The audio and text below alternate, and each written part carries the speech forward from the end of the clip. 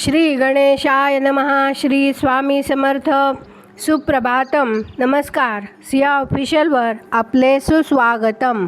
योगेशं सच्चिदानंदं वासुदेवं रजप्रियं धर्मसंस्थापकं वीरं कृष्णं वंदे जगद्गुरुं. आज आपण महाभारतातल्या पहिल्या खंडातल्या आदिपर्वातले हिडिंब पर्व पुढे वाचायला सुरुवात करूया. वैशंपायन म्हणाले, असे बोलून नरभक्षक हिडिंबाने हात उगारला आणि संतप्त होऊन तो भीमसेनावर धावून गेला. तो अंगावर चाल करून येताच अद्भुत पराक्रम असलेल्या भीमाने मिस्किलपणे हसत हसत त्या राक्षसाने जोराने उगारलेला हात घट्ट पकडून ठेवला. त्याचा तो थरथरणारा हात पकडून भीमाने सारे बळ पणाला लावून त्याला खसकन ओढला आणि सिंहाने हरणाच्या बच्चाला फरफटत न्यावे त्याप्रमाणे भीमाने त्या राक्षसाला 32 हात अंतरावर फरफटत नेला. भीमसेनाच्या तडाख्याने जायबंदी झालेल्या त्या हिडिंब राक्षसाने भीमाला करकचून आवळून धरला आणि कांठळ्या बसविणारी भयंकर आरोळी मारली. पण शांतपणे झोपलेल्या आपल्या भावांची त्याच्या आरडाओरडीने झोपमोड होऊ नये म्हणून भीमाने पुन्हा त्याला फरफटत दूर नेला. ते दोघे एकमेकाला अगदी भिडले आणि आवेशाने एकमेकाला ओढू लागले. भीमाने आणि हिडिंबाने अशा प्रकारे पराक्रमाची अगदी शर्थ केली. त्यांनी झाडे उन्मळून पाडली आणि वेलींची झुंबडे हिसडली. 60 वर्षे वयाच्या ऐन जोमातल्या 2 मदमस्त हत्ती प्रमाणे ते खवळून गेले. त्या दोघांच्या भीषण आरोळ्यांनी सारे पांडव जागे झाले.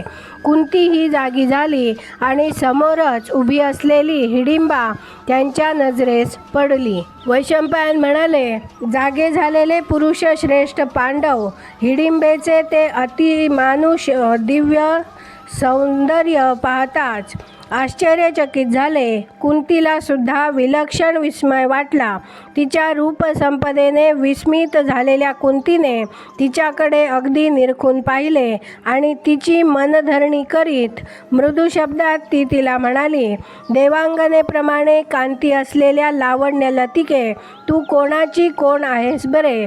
कोणता उद्देश मनात धरून तू इथे आली आहेस आणि कुठून आली आहेस? या वनाची तू वनदेवता आहेस का की एखादी अप्सरा आहेस? आहेस तरी कोण तू आणि इथे कशासाठी तिष्ठत उभी राहिली आहेस? सारे काही मला सांगून टाक. हिडिंबा म्हणाली, कृष्ण मेघाप्रमाणे हे वन तुला दिसत आहे ना, त्यात हिडिंब राक्षसाचा आणि माझा निवास असतो. त्या महासामर्थ्य हिडिंब राक्षसाची मी बहीण आहे. तशी माझी हकीकत आहे. आर्ये, तू कोणीतरी घरंदाज दिसत आहेस. तुझ्या या पुत्रांचा आणि तुझा वध करण्यासाठी माझ्या भावाने मला इकडे पाठवली आहे. माझ्या क्रूर बुद्धी भावाच्या सांगण्यावरूनच मी इकडे आले. चोख सोन्याप्रमाणे कांती असलेला हा तुझा पुत्र मला दिसला. त्याला पाहताच प्रत्येक प्राण्याच्या मनामध्ये वास्तव्य करणाऱ्या मदनाच्या तावडीत मी सापडले आणि मदनाने प्रेरणा दिल्यामुळे मी तुझ्या पुत्राच्या अधीन झाले. परिणाम असा झाला की तुझ्या या बलाढ्य पुत्राला मी पती मानला आणि माझ्या भावापासून त्याला दूर नेण्याचा मी प्रयत्न केला, पण मला ते जमले नाही. मला परत येण्यास उशीर झाला हे लक्षात येताच तुझ्या या सर्व पुत्रांना ठार मारण्याच्या इराद्याने माझा तो नरभक्षक भाऊ जातीने इकडे आला. तुझ्या पुत्राने म्हणजेच माझ्या प्रियकराने त्याचा अगदी रगडा केला आणि तो इथून त्याला दामटून दूर घेऊन गेला.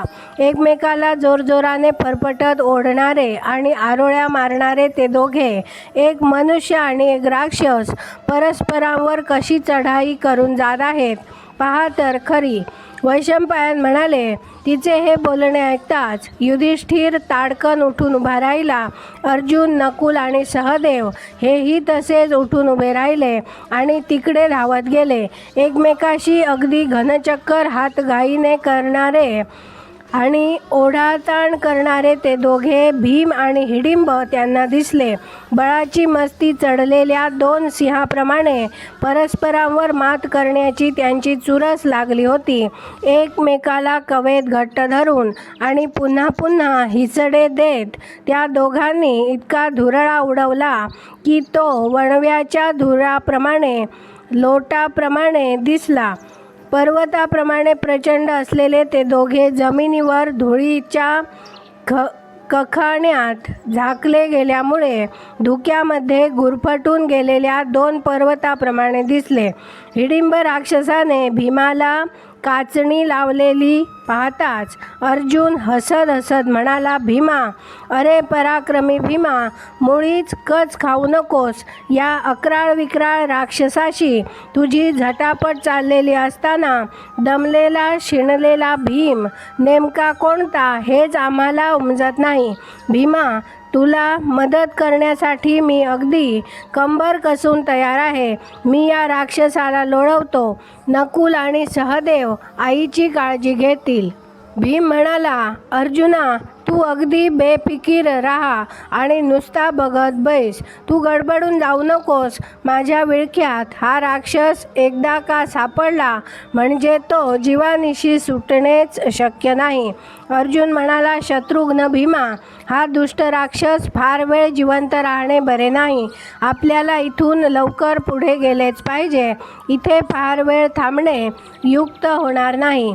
थोड्याच वेळात तांबडे फुटेल, पहाट होईल. पहाटेच्या रौद्र भीषण वेळी राक्षसांना मोठे अवसान चढत असते. म्हणून सांगतो भीमा, झटपट कार्य उरक. या राक्षसाशी खेळत बसू नको. या भयानक राक्षसाला निर्दाळून टाक. पहाट जवळ आल्यामुळे हा पाहता पाहता इंद्रजाल निर्माण करील. हा प्रसंग येण्यापूर्वीच आपल्या बाहुबळाचा तडाखा त्याला दाखव. आज आपण इथे थांबूया. पुढची कथा आपण उद्या वाचूया. माझ्या सिया ऑफिशियलला सबस्क्राईब केले नसेल तर कृपया आत्ताच सबस्क्राईब करा आणि दररोज महाभारत कथा ऐकण्याचा आनंद अवश्य घ्या. बाजूच्या बेलवर क्लिक करून लाईक करायला विसरू नका. शेअर करा, कमेंट करा आणि राधे राधे लिहायला विसरू नका. धन्यवाद. जय श्री कृष्ण.